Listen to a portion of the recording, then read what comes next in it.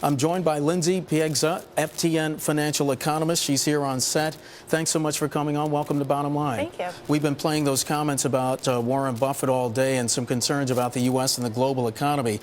So a lot happened in the third quarter, and it was all very ugly. We had the likelihood of a global recession, fears of a Greek default, turbulent markets, uneven economic data, all combining to make this quarter, the end of it, the worst since the peak of the financial crisis a couple of years ago. Does this even begin to show the whole picture of what was going on? I really don't think it does, because we're facing many of the same headwinds that we have throughout the second quarter. So this suggests that we're going to continue to sputter along at this very tepid growth. We're seeing consumption very weak with little job or income growth. We're seeing manufacturing remain on the brink. Housing continues to bounce along the bottom.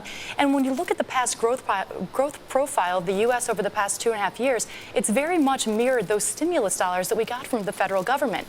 Now that those dollars are all but gone, we're going to have to rely on organic momentum to propel us forward. There's very little momentum that we can rely on at this point. What type of organic momentum? Well, what we need to see is job creation. And as we saw last month's report, 0 jobs were created. Now, of course, we did see some in the private sector, but on a total, we did not see the robust job creation that we need in order to supplement these spending patterns that the consumer has been able to maintain. And that robust job creation would have to be what, about 200,000 a month, 250? We need 250,000 jobs created on a monthly basis just to cover demographic growth, not to necessarily put all those millions of people that have been out of work for a mean duration of 40 weeks. That's a peak high that we're sitting at. Is the weakness that we're seeing the start of a longer decline? Should we strap in for a longer decline here? Well, I think we're going to see a little bit of a bounce in the fourth quarter, because remember, this is when consumers are very willing to ramp up additional debt to go out and buy those purchases for the holiday season. So we're very likely to see a rebound in consumption.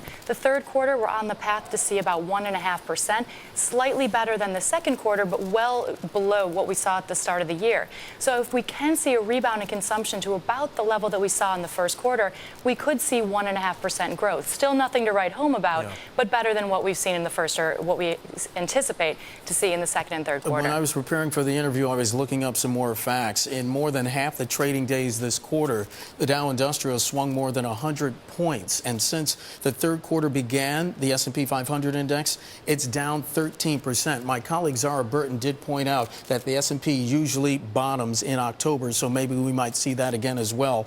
Yesterday, I asked a guest if bargain hunters can get some of the credit for helping to stabilize a very unstable market. What do you think? Well, I think some of the rebound in consumption that we did see in the third quarter, although it was weaker than expected, is a result of increased auto sales. Remember, in the second quarter, we saw a very steep decline in auto sales as we saw those shortages and parts disruptions following the Japanese tsunami. So I think the third quarter rebound is really going to be attributed more to the auto market than it would be those bargain shoppers. But certainly, as we see more and more manufacturing slash prices to pull in the consumer, that will continue to support the retail market. Today we did have some other economic news. The government saying U.S. consumers did spend slightly more in August, but they earned less for the first time in about 2 years.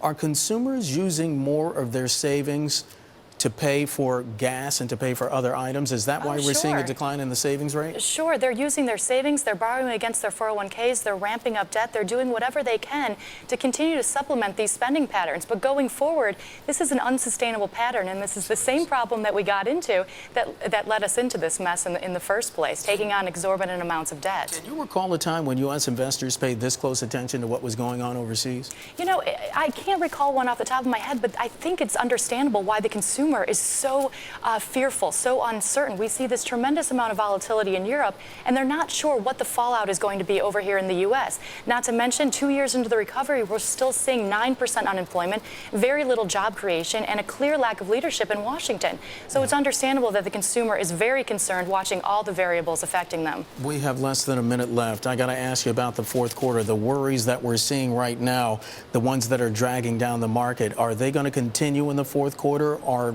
Are investors going to continue to dump equities at this point? I think, again, in the fourth quarter, we're going to see a little bit more of that optimism, that sense that the consumer is ready to move back into the marketplace, taking on new amounts of debt. And as we see better than expected reports, that should provide enough momentum that we see a little bit of a rebound. But once that pessimism sets back in at the start of the year, we'll see a very similar pattern, a slowdown troughing in the third quarter, and then again that pickup at the end of the year. Lindsey Piegza, FTN Financial economist, joining us here on set. Pleasure to meet you. Thanks so much for coming in. in.